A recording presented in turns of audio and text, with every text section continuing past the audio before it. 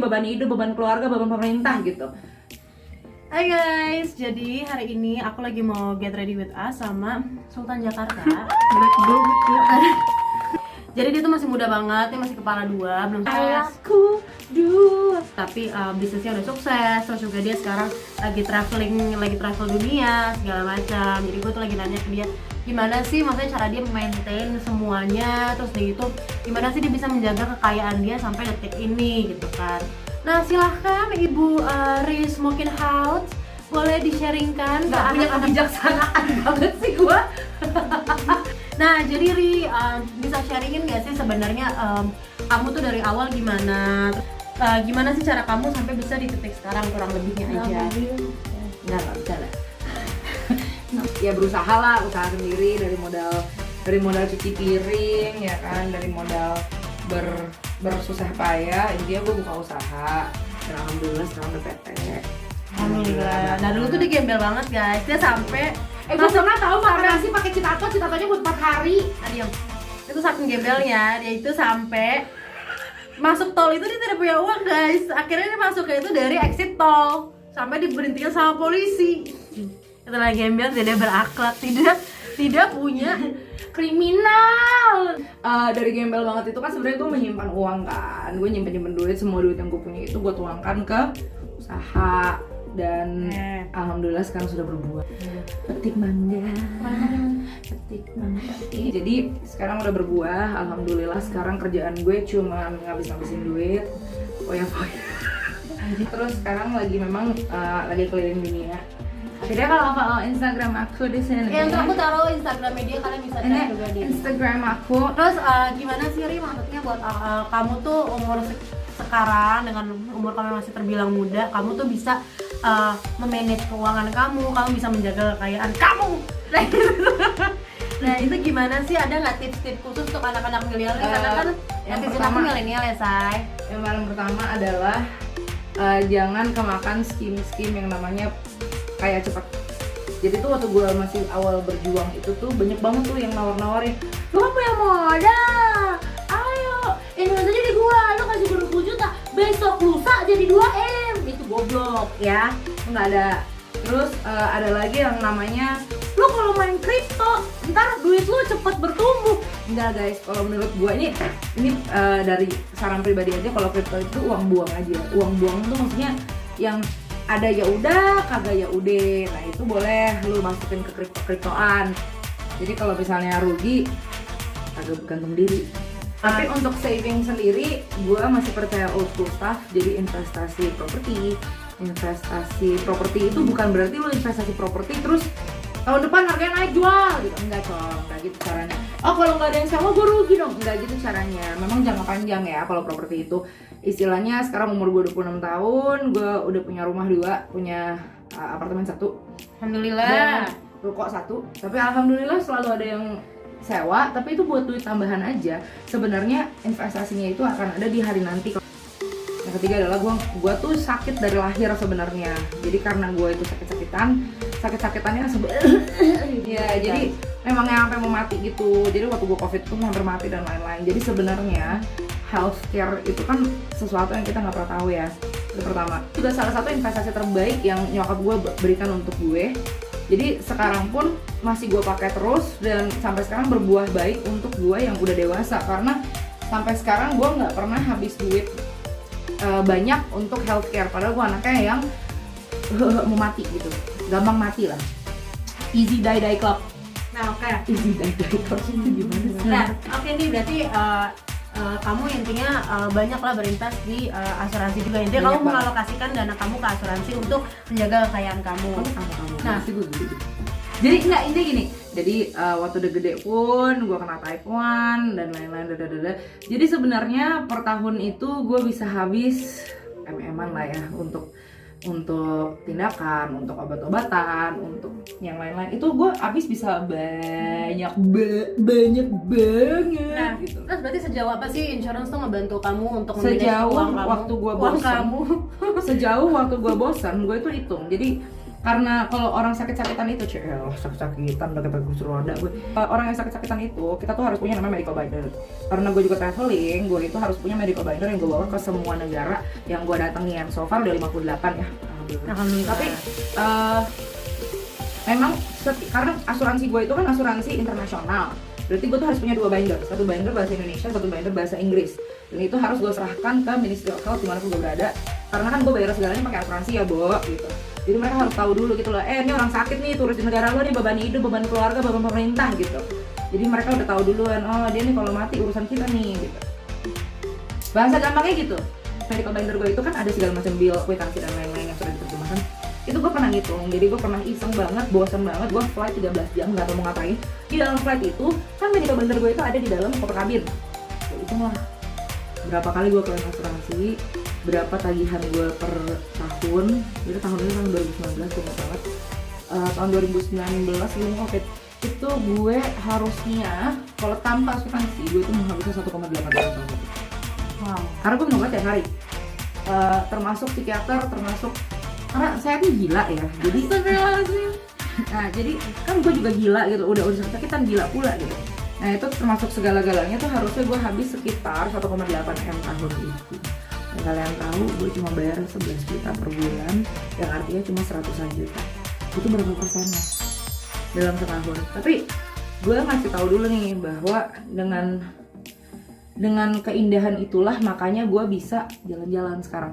Jujur kalau misalnya gue nggak pakai asuransi, karena ini pengalaman pribadi ya, teman gue nggak akan sebutin siapa, nyokapnya dia tuh mohon nyokapnya untuk punya asuransi karena dia tuh cukup sering sakit ya. Tapi nyokapnya selalu bilang, asuransi itu buat orang miskin, kalau kamu nggak mampu bayar dokter. Terus yang bener lah, akhirnya sekeluarga sakit semua. Kalian tau apa? Tabungannya habis, benar-benar habis. Dan padahal mereka hidupnya lumayan mewah tadinya ya. Bawa tas mereka buat jalan-jalan tuh kopernya Alfi semua loh, tapi tabungannya habis. Dan kalian harus tahu sesuatu Itu tanpa habis dalam kurun waktu berapa lama say? dalam kurun waktu sebulan. Jadi kalau kalian mau tahu, ini sejujur-jujurnya gue benar-benar nggak peres. Gue nggak jualan asuransi, BTW gue benar nggak jualan, gue nggak punya waktu buat jualan asuransi ya. Tapi ini gue memang secara sukarela bilang sama Kelly, ayo kita bikin cerita ini karena ini penting buat dikasih tahu ke orang-orang, apalagi di zaman COVID seperti ini, bahwa kalau nggak ada asuransi dari gue kecil, ini apalagi orang yang lagi hamil ya, emang lahiran. Kalau gue nggak punya asuransi dari kecil, satu, premi gue akan lebih tinggi. Kalau gue masuk waktu dewasa, itu udah pasti. Gue masuk waktu bayi, waktu orok, kalian tau orok gak? Itu yang kalau dikuret korek-korek itu. Nah gitu Serem. Gue masih orok gitu loh, masih bentuknya masih, lo tau kan yang kayak alien gitu, palanya gede, tangannya kecil gitu, masih bentuk kayak gitu. Nyokap gue udah masukin gue tetap dapetnya segitu karena gue memang lahir secara, aduh gue capek, nabok-nabokin muka. Nah ya gue sakit gitu. Cuman itu investasi terbaik yang nyokap gue lakukan buat gue. Karena apa? Karena sekarang when I'm already making money, saat gue udah making money, itu jujur aja uang gue semuanya dan uang keluarga gue semuanya akan habis buat pengobatan gue. Kalau gue nggak punya asuransi, itu sejujurnya aja. Gue hitung kalau dalam setahun gue harus habis nggak usah 1,8 M, gue habis 900 juta aja kemarin tuh gue hitung. Kalau dalam setahun gue habis 900 juta hanya untuk rumah sakit dan obat-obatan yang gue harus tiap hari, dan gue yang harus tes darah tiap sebulan dan lain-lain. Itu gue jujur aja sama kalian, gue nggak akan punya uang buat jalan-jalan. Gak usah punya uang buat jalan-jalan, makan aja gue harus sederhana. Gak bakalan gue punya rumah, gak bakalan bisnis gue bisa punya modal bagus, gak bakalan gue bisa punya modal cukup untuk hire karyawan. Itu gak usah, itu mimpi. Nah oke nih, Kak Ari. Nah kalau misalnya itu Lu kan kakak kompleks ya boleh lihat ya. sekarang kan banyak banget nih milenial-milenial yang mulai dari berinvestasi dulu dan lain-lain lah gitu. Nah menurut kamu Maksudnya gimana? Ya banyak banget nih kayak milenial sekarang nih, kita main robot, kita main apa dulu gitu kan. Maksudnya di oke, karena menurut aku. Yang ngerti sih, tapi lo kan masih gini, lo menjadikan insurance prioritas karena memang udah sakit dari awal. Nah gimana nih menurut kamu milenial yang dia sehat-sehat aja, nggak akan gue pakai saya. ya nggak apa-apa. Yang maksudnya mereka sehat-sehat aja, tapi mereka nggak punya insurance karena buat mereka ngapain? Kayak teman gue tadi, dia itu anak orang kaya, sekeluarga dia tuh kaya. Bakal tahu ya, kemarin tuh COVID tiba-tiba COVID-nya mereka juga pikir nggak bakalan parah karena teman gue ini umurnya 24 tahun. Dan dia udah punya anak 1 dan nyokapnya masih muda lah, nyokapnya masih 60 gitu. Dan saat Dan saat semuanya sakit, tiba-tiba everybody sakit. Kalian tahu emaknya tiba-tiba COVID, versi keduanya kambuh dan kena apa harus operasi juga ini itu segala macam. Di saat yang bersamaan dengan dia COVID, dia tipes, masuk rumah sakit juga bersama dengan anaknya yang masih kecil, tiba-tiba COVID dan anaknya ya seumuran anak gue lah. Iya, dan tiba-tiba semua sakit berbarengan dan semuanya sok-sokan karena anak-anaknya ya, dan mereka habis, tabungan mereka habis semuanya. Lu nggak pernah tahu, meskipun lu masih muda, lu bilangnya aku kan anak sehat, tubuhku kuat gitu, nggak bisa Nah, ibuku satu siluman. berarti event lo sekarang udah banyak banget nih duit lo bisa buatnya ya kata-katanya lo pengen nikmati hidup lah di usia lo sangat muda. Lo pensiun dini dong Bo, ibaratnya belum pensiun banget tapi lo sudah tidak aktif dalam bekerja pun lo masih merasa bahwa lo tetap perlu insurance ya Bo. Itu masih perlu banget lah asuransi, dan maksudnya gini, sorry banget semua teman-teman gue yang bunting tuh semua gue paksa anaknya masuk asuransi. Karena gini ya, nih anak baru brojol nih bilangnya selamat ya ibu, anaknya perempuan sehat gitu. Terus ya 3 tahun lagi dia kena sakit, kena apa segala macam, lu pada juga masih merilis, tutup aja terus gue lagi pakai. Masa gue fokus Intinya kayak gitu, karena lu nggak akan pernah tahu. Nggak usah jauh-jauh deh, nenek gue itu karena pindahan dari Cina itu dulu tuh dia nggak percaya namanya asuransi, karena dia percaya asal dia percaya dengan Cina, dengan negara Cina dia akan selalu dilindungi. Ya Allah, apa komunis kan. Terus intinya dia percaya kayak gitu, dan dia sama sekali tidak percaya bahwa dia bakalan kenapa-napa gitu loh. Tiba-tiba dia butuh, tiba-tiba gue masukin aja dia asuransi, gak tahu gitu. Tiba-tiba dia tuh, nenek gue tuh nenek sehat banget ya, gue kasih tahu ya, umur 70 aja kemarin, dia tuh umur 73 dia kena COVID. Dan lo tau apa? Dia dalam 2 minggu udah negatif, dia udah bisa tai chi. Gue dalam 2 minggu kena COVID, gue di ICU. Tapi nenek gue setelah 2 tahun gue masukin ke dalam asuransi dan gue bayar, itu kemarin itu dia sempat tiba-tiba lututnya itu tempurungnya nggak berfungsi tiba-tiba dan harus dioperasi. Dan kalian tahu operasi satu lutut sebelah itu akan makan sekitar 136 juta. kemarin dua-dua aja. Dua-duanya ucap dong semua, nggak, karena gini loh, kita punya duit punya, tapi kalau disuruh 100 juta itu juga, kita kan Cina ya, pelit. Dan kita jadi kayak mikirnya anjing, karena kalau punya asuransi kan. Dan itu tuh sebenarnya kalau dia nggak dioperasi nggak masalah, tapi pakai kursi roda. Jadi kita nggak mau itu dong. Dan gue nggak mau banget ya naik kursi roda, karena menurut gue itu nenek gue gitu loh. Tapi dia di asuransi itu termasuk yang namanya voluntary surgery, karena premi dia juga minimum, itu harusnya tidak di-cover. Tapi kalian tahu nggak baiknya asuransi itu gimana? Kita harus ada di cover, dicari caranya gimana caranya, sampai akhirnya di cover sebanyak 70 juta. Emang nggak di cover setengah, nggak di cover apa, tapi ada gitu loh, beban kita diringankan. Padahal dia baru invest itu 1 bulan cuma 500.000 dan baru 2 tahun. Dan karena tahu apa, sejak itu gue kasih tahu dia, gue udah bikinin dia asuransi dan itu akan tercover sedikit. Dan dia seneng banget sampai sekarang dia tuh selalu gembar-gembor ke orang-orang bahwa asuransi save her life. Karena gini loh, gue nggak tega kalau dia nggak operasi. Tapi menurut gue sih selain orang tua sekalipun, kayak nyokap gue dia kan tahu diri ya. Nyokap gue tahu diri, jadi dia udah asuransian dari dulu, dari dia muda gitu loh. Begitu dari kerja di bank aja tuh udah tahu, wah gue harus masuk asuransi nih. Jangan sampai gue lagi ngumpulin modal usaha, gue sakit, yang udah kekumpulin, misalnya lu kumpulin totalnya lu pengen 200 juta buat modal usaha gitu ya, kumpul 120, total lu sakit tagihan 140, sakit hati gak? Sakit hati sih Mas. Iya kan? Nanti gini loh kalian, apalagi anak-anak muda deh yang lagi kerja sambil kuliah, gaji 5 juta sebulan, 4 juta sebulan gitu. Kalian ngumpul, oke gue mau kumpulin 200 juta buat gue DP rumah atau buat kawin gitu. Atau tabungannya 190, sakit tagihan 210. Dan itu adalah kalau misalnya kalian baru mau mulai ya. Nah sekarang coba kalian bayangin ketika kalian udah mulai nih, kalian udah mulai KPR, kalian udah mulai ngebangun usaha, gitu. Terus tiba-tiba kalian stuck nih, bukan hanya kalian, kalau gini, jadi ketika kalian KPR rumah, kalian diwajibkan untuk mengambil asuransi jiwa. Kalau kalian meninggal, rumah kalian dianggap lunas. Tapi kalau misalnya kalian tidak meninggal, hanya sakit yang mengakibatkan produktivitas kalian berkurang atau bahkan berhenti sepenuhnya, kalian tuh harus bayar dong KPR itu. Kan gini ya, gue kasih tahu, kalau misalnya nih gue tidak punya asuransi, terus tiba-tiba asuransi itu BTW nggak cuma asuransi jiwa dan asuransi ini doang ya. Alis gue mana sih? Ini aja. Oh iya, asuransi itu BTW bukan cuma jiwa dan kesehatan ya, tapi ada juga yang namanya asuransi income, investasi, dan lain-lain. Tiap company beda. Kalau misalnya nih, lu udah kekumpul 200 juta, alhamdulillah gue bisa mulai, oke, keluarin 200 juta nih, berat gitu, bikin usaha. Terus gaji lu masih masuk nih 4 juta sebulan, 4 juta sebulan. Oke, lu mulai nabung lagi. 4 juta sebulan kepake, lu nabung lah 1 juta sebulan. 6 bulan kemudian tabungan lu 6 juta, lu sakit. Let's say lu sakit, gampangan 30 juta sakit lu. Gak bisa bayar, satu. Kedua, pinjam orang. Paling gampang sekarang umpamanya adalah pinjol ya. Pinjol 30 juta. Bayar dikit nggak bisa pinjol cicilan.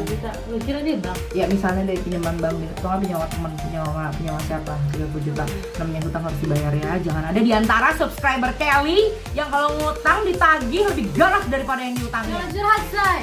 Ini tuh kalau udah.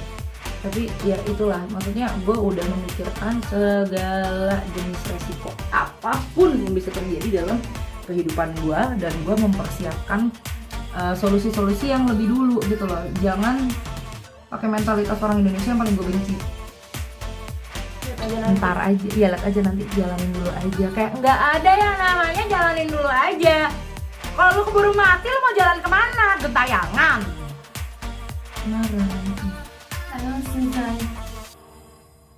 Karena gue masih emosi gitu loh. Ada orang-orang yang gue suruh masuk asuransi, mereka ngirain gue kerja asuransi. Terus bilangnya, ya lu kan dapat komisi, makanya lu mau asuransi. Terus gue kayak, dapat komisi dari mana? Hah? Dapat komisi dari mana? Misalnya ya kan, mereka udah KPR. Karena ada teman gue dia tuh jadi udah KPR rumah gitu kan, dengan income-nya oke, pekerjaannya oke, dengan dibilang pensiunan juga oke, segala macem. Dia nggak punya insurance, Bo. Dan maksud gue adalah, gue lagi tarian dulu. Maksud gue adalah ketika nih lu KPR rumah dan lain-lain, lu nggak punya Ya berarti bego. lu nggak punya insurance, dan lu tiba-tiba nih kata-katanya lu itu kan banyak ya, apalagi kalau orang yang kerjanya masih secara aktif. Dalam aktif tuh berarti kan lu masih menggunakan badan, lu pikiran Ya nggak leyeh-leyeh gitu loh kerjanya. Untuk lu bekerja lah, wajib lo di sana. Nah ketika lu nggak bisa bekerja lagi, entah itu lu tertunda atau lu total nggak bisa, itu kan KPR lu harus jalan, lu ngambil duit dari mana, say? Ngerti gak sih maksud gue? Nah jadi kesimpulannya nih, Kak Riz, mungkin tips apa supaya kamu bisa mencapai titik ini, dan bagaimana menjaga kesuksesan itu, bukan hanya mendapatkan tapi bagaimana kamu menjaga kesuksesan itu. Poinnya adalah satu, kalau misalnya kalian memang mau kaya, kayak gue kaya banget aja. Tapi memang kalau kalian pengen sukses, gue selalu bilang usaha tidak pernah mengkhianati hasil. Itu yang pertama. Jadi kalau lu usahanya pengennya kayak the quick cash schemes, lu tau gak sih quick cash schemes gitu yang kayak do this for me and I'll give you $20 and like you'll be rich in no time, kayak itu nggak bakalan bisa. Usaha nggak akan mengkhianati hasil. Percayalah, 2 orang melakukan pekerjaan yang sama dengan 2 effort yang berbeda, hasilnya akan berbeda. Itu gue percaya banget karena itu yang gue rasakan. Yang kedua, kayak pertama jangan males. Karena kalau kalian malas, bukan cuma malas berbuat ya, I always say work smart not hard. Karena kalau kalian mau bilang working hard itu bisa jadi kaya, kuli tuh working hard banget tuh. Tapi pebisnis they work smart. Work smart not work hard. Kalau kalian memang pengen cepat sukses, ya bersabarlah, percaya dengan proses. Yang ketiga, punyalah sebuah airbag ya buat ngejagain aset yang kalian akan punya ataupun yang kalian sudah punya. Belum punya aja dijaga tuh, jangan kayak pacar ya kan, udah punya aja kagak dijaga. Jadi intinya gitu. Terus poin yang selanjutnya adalah selain kalian punya airbag untuk aset-aset, kalian juga harus punya airbag untuk tabungan jalan kalian. Tabungan apa sih namanya kalau bahasa Indonesia tuh? Rekening jalan. Ya rekening jalan ya, bukan cuma deposito. Kayak gue memang duit gue gede di deposito, yang itu namanya duit sitting duck doang. Jadi memang yang gak kemana-mana lah gitu loh. Itu duit-duit yang gue pakai buat buang-buang tuh, kalau ada yang mau invest lucu gitu ya udahlah buang aja. Tapi duit jalan gue, duit yang memang bergerak, moving money, itu harus dilindungin. Karena nih gue punya flow per bulan, pengeluaran gue 30 di, misalnya di bank ini pengeluaran gue 30, pemasukan gue 35 misalnya. Kalau kalian tiba-tiba sakit 30 juta, berarti kan pengeluaran kalian jadi 60 dengan pemasukan 35, itu nggak balance kan. Itulah yang harus dijaga. Gue nggak bilang asuransi is the only way, but asuransi is a very important way. Gue nggak bilang itu adalah satu-satunya cara, tapi itu adalah cara yang harus kalian punya. Karena menurut gue sekarang gini ya, I lived in the States. I lived in, bukan cuma states there, I lived in a lot of different countries. Kayak sekarang gue lagi 6 bulan di Dubai, sebelum ini gue 4 bulan di Turki, dan menurut gue itu udah bukan vacation ya, itu tinggal gitu loh. Dan kayak I lived in a lot of countries, dan kebanyakan negara maju yang gue visit itu sejujurnya aja, they always have insurance. Lu nggak usah ngomong orang deh, anjing aja di insure. Lu nggak usah ngomong jauh-jauh gitu loh. Dan ada alasannya kenapa kita di Indonesia yang masih memandang malah ributin asuransi itu nipu, nggak bisa. Itu adalah kalian salah pilih agen. Satu, memang gue akuin asuransi Indonesia nggak secanggih asuransi luar negeri, karena seleksi agen dan lain-lain juga nggak se wow di luar negeri gitu loh. Tapi emang kita masih scrambling soal agen, siapapun bisa jadi agen, siapapun bisa jualan asuransi. Padahal nggak semua orang hatinya semulia itu untuk membantu orang kan. Hati aku mulia nggak? Ngentok. Kalau gue bahas ntar gak jadi. Terus. Tapi memang hati semua orang kalian nggak pernah tahu gitu loh. Nggak semua orang berhati mulia memang masuk asuransi memang untuk making money, nggak ada yang muna gitu loh. Lu jualan asuransi buat apa kalau bukan buat duit? Tapi ada tujuan kedua, dan biasa tujuan keduanya itu nggak ada kalau orang yang hatinya busuk. Tapi kalau memang orang yang terpanggil untuk membantu orang, itu tujuan keduanya akan untuk mempermudah dan mempernyaman dan menjaga aset-aset kalian gitu. They serve for a living. Ada alasannya kenapa agen gue megang gue tuh dari gue bayi megang. Ya dari gue bayi gitu loh, karena memang keluarga gue percaya dengan dia, nenek gue pun dia yang tolong dan lain-lain. Padahal dia tuh udah senior atas banget ya, harusnya dia tuh udah nggak ngurusin kita gitu, tapi dia masih ngurusin. Karena itulah panggilan gitu kan, nggak bisa diapa-apain. Dan menurut gue memang kalau misalnya kalian dapat agen yang salah, ya bisa aja gitu ditipu-tipu. Banyak kok tuh dana kalian dimasukin. Dan akhirnya yang mendapat judge-nya adalah perusahaan asuransinya, padahal agennya yang salah, yang agennya bangsat. Gue kasih tahu ya, dia yang setan. Tapi kayak sayangnya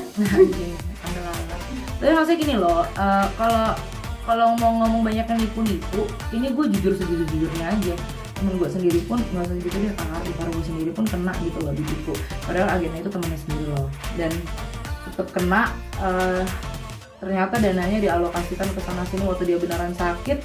Dan kakak ipar gue masih muda, masih produktif banget, dan nggak ada yang tahu juga tiba-tiba bisa sakit, dan tiba-tiba dia punya abses di belakang livernya segede ini. Nggak ada yang tahu kan, tiba dia harus operasi besar dan lain-lain. Nah saat itu Desi belum kenal Aing, say. Iya, padahal dia Allianz juga sebutnya merek. Tapi kayak ya otomatis yang udah sebut merek anjing dari tadi. Iya, tapi yang otomatis yang disalahin oleh keluarga besar dia, bukan keluarga gue ya, karena keluarga gue kan pro asuransi banget. Kakak ipar gue ini baru masuk asuransi BTW waktu nikah sama kakak gue, karena keluarga gue pro asuransi. Keluarga besar dia harus ngomong apa? Allianz tuh emang bangsat, Allianz nih yang salah. Padahal gue bilang gitu loh, banyak teman-teman gue di Allianz oke aja gitu loh, karena agennya bener gitu, nggak boleh lalu salah pilih agen. Kelly, dia naruh kamera terus dia pergi, kita bajak aja dia udah di YouTube, kita bajak aja udah Instagramnya dia udah. Tapi emang kayak gitu lah, maksudnya banyak kok yang di Allianz dan oke karena agennya, tergantung agennya siapa. Agennya bagus sekalipun kalau leader si agennya bangsat ya lama kelamaan si agen ini akan bangsat gitu. Karena diajarinnya kan dengan cara bangsat gitu loh, maksud gua. Jadi jangan pernah salah pilih agent. Gue bilang ke temen gue, kalau lu ngerasa lu nggak butuh, lu jangan ambil kalau lu nggak enak sama gue. Karena komisi gue nggak seberapa gitu, ngerti gak sih? Ngerti gak? Ada yang langsung dimainin aja. Pas ketahuan bilangnya, ya udah sih makan buat ngasih gue dikit-dikit nih buat anak gue. Kan lu tahu anak gue. Makanya gue sejujurnya kalau yang teman-temannya Kelly mau masuk sama Kelly silakan.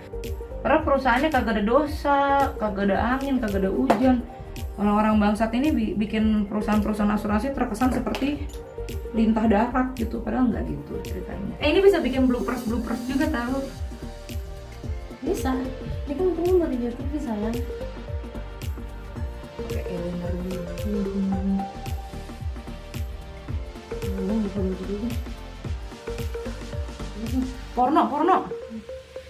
Nah, berarti sarannya adalah kalau kalian pengen mencari agent, carilah agent yang kalian tahu karakternya memang oke, Dan selektif lah, please selektif lah, jangan ketemu sama Jangan dia, cuma iya, karena iya. kalian gak enak gitu loh. Kayak gue pun selalu bilang ke orang-orang yang gue temuin, kalau emang lo ngambilin cuma karena gak enak sama gue, mending gak usah gitu loh, daripada karena kan niat gue itu adalah membantu kalian. Kalau misalnya emang kalian akhirnya gak enak dan cuma karena ceritanya mau ngebantuin gue, akhirnya kan kalian yang rugi juga deh. Tapi kalau kalian mau ngambil sama Kelly, gue rekomen karena nih anak tuh agak tolol ya soal taking care of herself.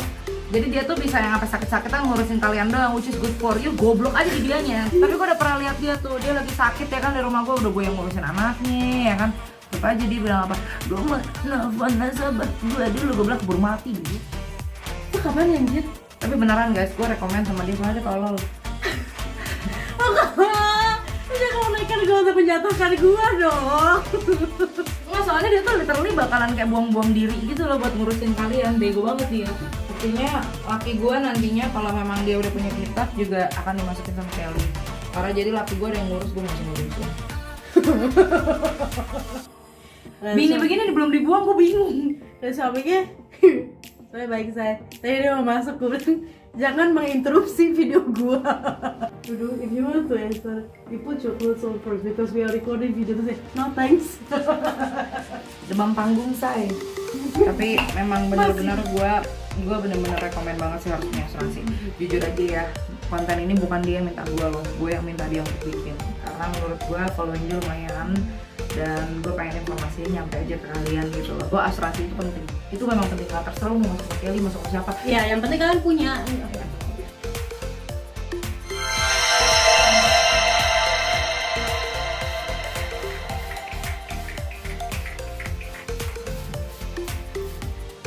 Orang kaya bohong aja. Lu jangan banyak kaya tapi cipet. Lu jangan banyak 2 kali cukup, lihat 1, 2, udah. 5.000. Itu lem bulu mata, wek mana? Itu saya. Tolong dipakai matanya saya. Yang gue cari pakai mulut, gak pakai mata. Oke guys, sekian, thank you tips-tipsnya dari. Saya mau bakar aku dulu. Cantik banget, Say. Lala. Kita bahkan tadi lesbi nggak boleh dosa. Ya guys, pokoknya itu Ambilkan bulan. boleh guys kita pakai closing yang bener.